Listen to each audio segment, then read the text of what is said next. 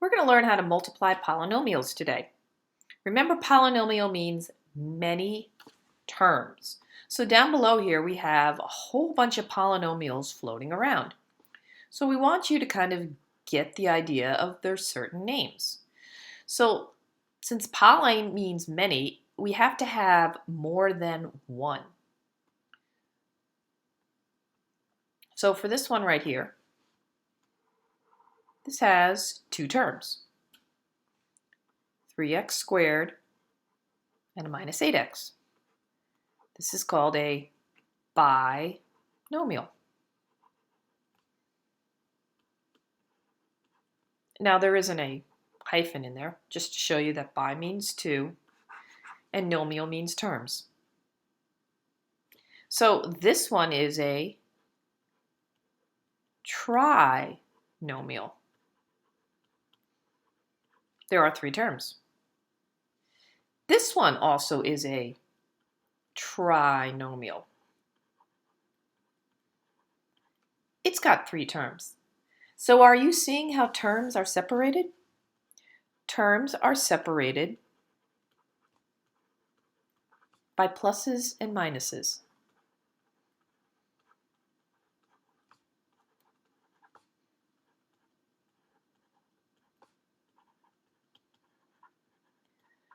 So that's all you have to do. You just have to look.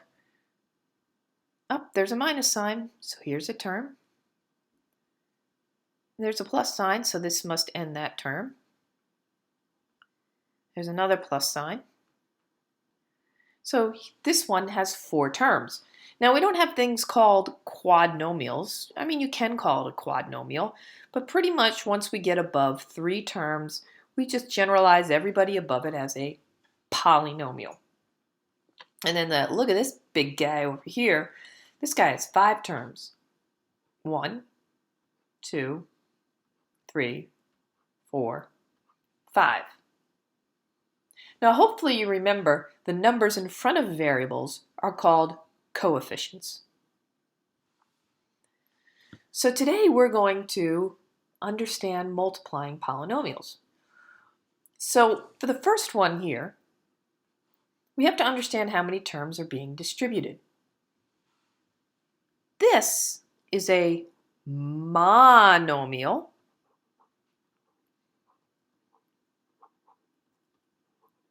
being distributed to a binomial. So I like to look at this as I have to pass out one thing to two people. It's kind of like when I hand out the homework. I have one sheet of homework for my polynomial class. So there are three ways to do it. The distributive, which is the way we'd like you to learn. I'm going to show you how I learned it, kicking it old school, and then I'm going to show you what the Common Core is teaching, and it's complete and utter nonsense. But I'm going to show it to you. So the distributive property means to pass out. I'm going to pass out an x squared to the 4x squared. So when I multiply, the coefficient here is 1. 1 times 4 is 4.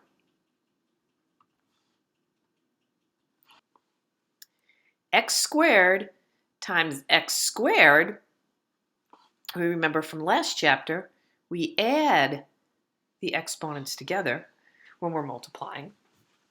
And now I have to distribute that x squared to that 3. 3 times 1 is 3, and the x squared doesn't have anybody to multiply by, and then in the middle is a plus sign. All right. When I was in school, they taught us to set it up like a good old-fashioned third grade multiplying problem. So I have two terms here, and I'm multiplying by x squared. So x squared times 3 is 3x squared. X squared times 4 is 4x to the 4th. And there's a plus sign in the middle. Common Core wants you to set up what is called a matrix. They want you to realize that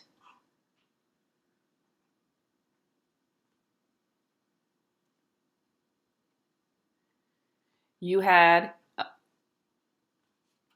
2 columns and 1 row. So now, if I multiply,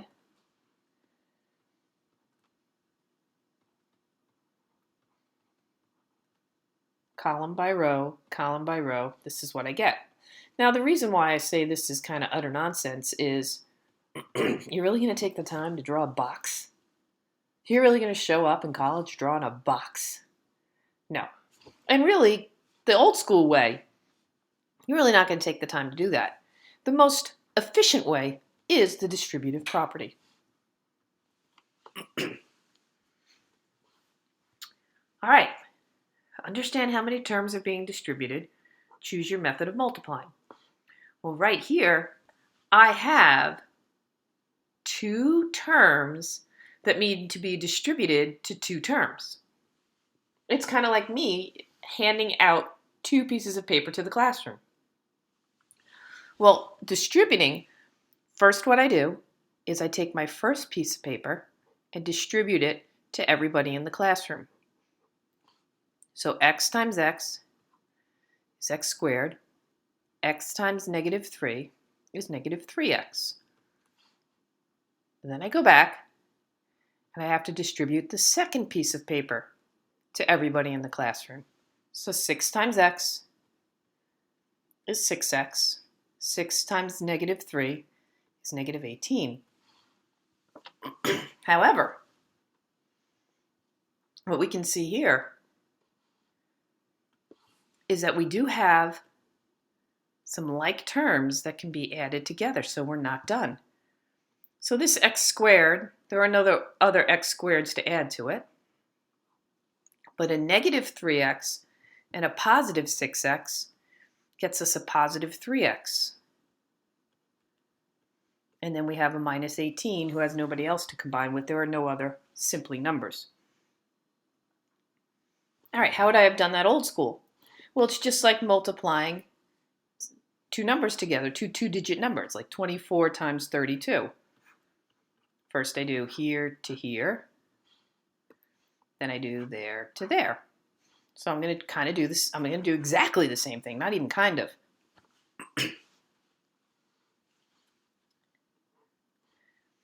-3 times 6 is -18. -3 times x is -3x.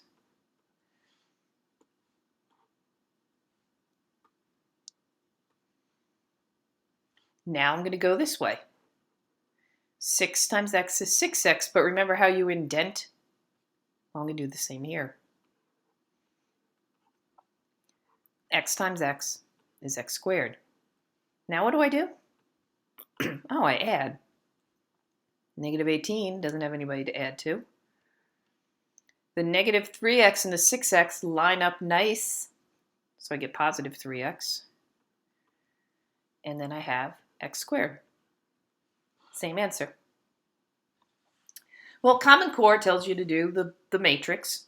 So we have a 2-row by 2-column.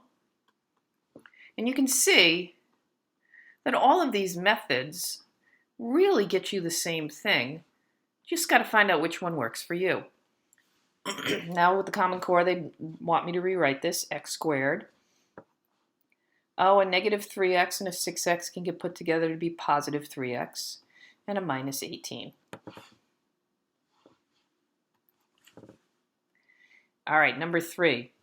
Notice with number 3, I don't have lined up here all your different methods. But what I do have is looking at this 2 ways. Do I see 3 pieces of paper to be handed out to 2 people? Or maybe some people see 2 pieces of paper handed out to 3 people. Whichever way you want, because commutative exists when we're multiplying. Well, I'm going to just do what I did here. I'm going to start off by first passing out an x squared to everybody. So x squared times x is x cubed. X squared times -5 is -5x squared. All right, what's the next thing I got to pass out? I got to pass out a -3 to everybody.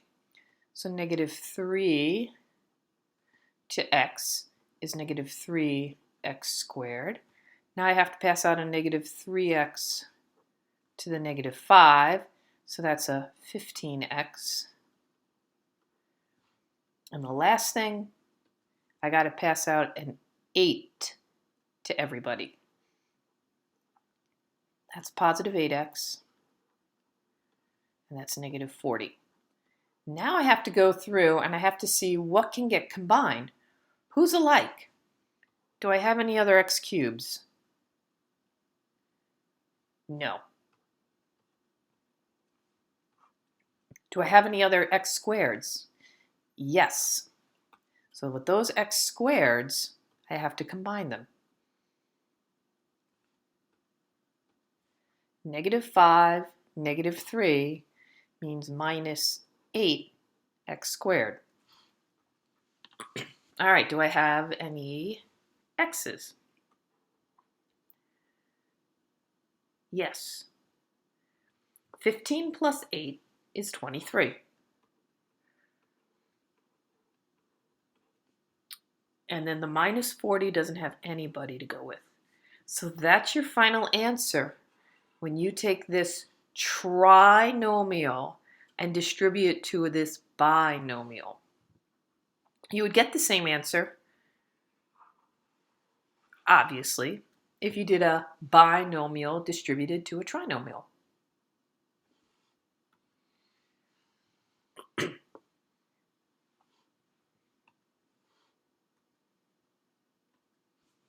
All right, one last one. Careful what's going on here. This is asking me to take something and cube it. So we have to understand that this really means I have to take 4x plus 3, multiply it by 4x plus 3, and then multiply it again by 4x plus 3. This is a lot of math. But remember, if I gave you 5 times 8 times 7, you would not multiply it all at once. First you would do is 5 times 8 is 40. Now 40 times 7 is 280. We have to take that same approach, even though these are algebraic terms, polynomials, just as if, because they really are numbers. So I'm going to multiply these together first. I'm going to distribute the 4x first. 4x gets distributed to 4x, gets 16x squared. 4x gets distributed to 3, gets 12x. Not done. Still have more paper to distribute. 3 goes to 4x, I get 12x. 3 goes to 3, I get 9.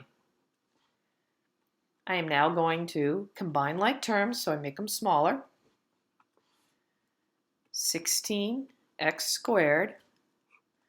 A 12x can get added to a 12x to get me 24x plus 9. But I'm not done because I still have this other 4x plus 3. Wow. This is going to be a big one. So I have 3 pieces of paper and 2 kids in the class. So each kid has to get these pieces of paper. So I'm going to go through the classroom first, give everybody the first piece of paper. So 4x times 16x squared, well 4 times 16 is 64. X squared times x is x cubed.